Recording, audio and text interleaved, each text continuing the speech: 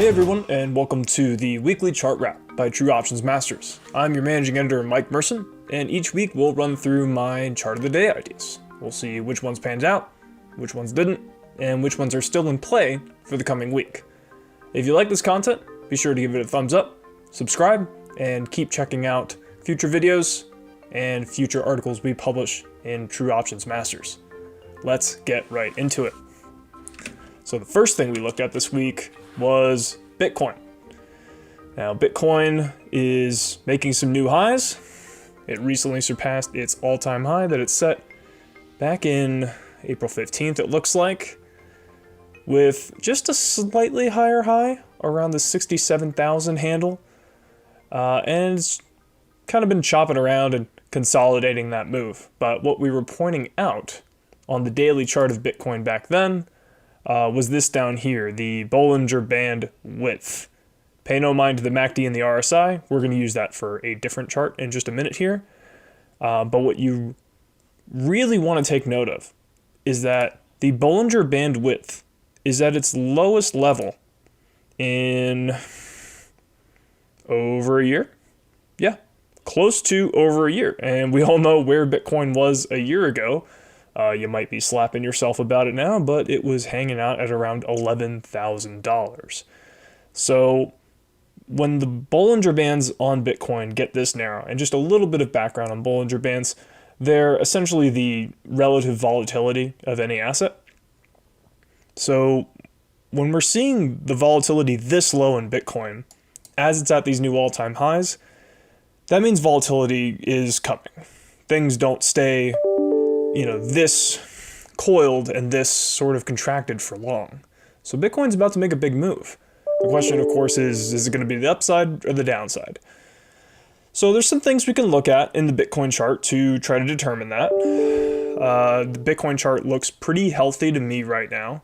We have higher highs on the RSI and higher lows. That's the definition of an uptrend. That's what you want to see with uptrending price action. And we also have sort of a bearish cross that occurred a couple weeks ago on the MACD, but the MACD is kind of overbought. So this isn't something I'm terribly concerned about. I'm bullish on Bitcoin, as you know from watching Crypto Claptrap, which we also feature here on the True Options Masters channel. So I have to lean to the upside on this particular chart this week. So what else did we talk about this week? Well, I made a pretty bad call on the S&P 500 this week. I was taking a look at the weekly chart, so let's just zoom on in with that. And here we are. I believe I was looking at, on Tuesday, I was looking at the weekly chart kind of coming off of this long blue trend line here and thinking that, maybe we'll retreat from this level simply for the fact that at the time we had a lower high on the RSI. Let me just get rid of the Bollinger Band width real quick. We're not going to be using that anymore. But the Fed released its taper announcement this week. It's going to be scaling back its bond purchases to the tune of $15 billion per month. And instead of scaring the market like a lot of people thought it would, another taper tantrum for traders that have been around a little while, it did not. And markets rejoiced. They love the move, and they like to see the Fed pulling back its stimulus and getting us back to a little bit more of a normal, accommodative environment from them. So markets cheered. It burst right back through this blue line, which, if you've been following along on my chart of the days, this is the blue line that's gone all the way back to the initial pandemic bounce. So the initial pandemic bounce and retest is where I start this long-term weekly trend line. And we have stayed above it all the way through until late September, which is when we crashed through.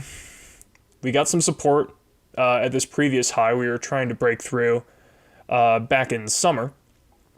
And now we're back above the blue trend line. So listen, my car is bullish on the S&P 500. He thinks it's going to 11,000 by 2024. That would obviously correspond on SPY to a price of 1,100. I can't find a reason to disagree with him. He's an expert. And we're in a bullish macro environment. We're coming off this pandemic. Things are looking healthier. And this is just a positive environment to be long stocks. You know what they say about being bearish is you're only really right for a little while. So there are people that were bearish on stocks. Let's just go back here. There are people that were bearish on stocks going all the way back to like 2013 and 2015 when we had some chop around here, which is right before Trump took office and things really started taking off. And they were bearish. They continue to be bearish. And if you were bearish this entire bull market, then I'm sorry, you missed tremendous amounts of gains. And then for a period in February and March of 2020, you were right. Congratulations. But guess what? You're wrong again. We're in a new bull market. I'll be as bold as to call this a new bull market. Absolutely. And stocks are trending higher. And we're right back above this long-term blue trend line. Even if we take it off log scale, it looks even better. I keep it on log scale for when I look at crypto because it's kind of more accurate way to look at crypto. But this is what we're looking at today. And frankly, even off of log scale, this looks even more bullish. We have more evidence, more retests. So you want to be long stocks in this environment. Let's move right on to our third chart that I highlighted this week, which is the Euro USD pair. So I've been harping about this Euro USD pair for quite a few months now. I spotted a head and shoulders pattern forming.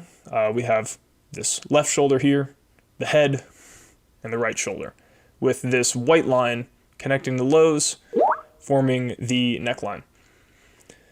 So with a head and shoulders pattern, you might already know this, but you want to basically measure from the top of the top candle all the way to the bottom of the neckline and use that to gauge how low the asset will go once it breaks the pattern.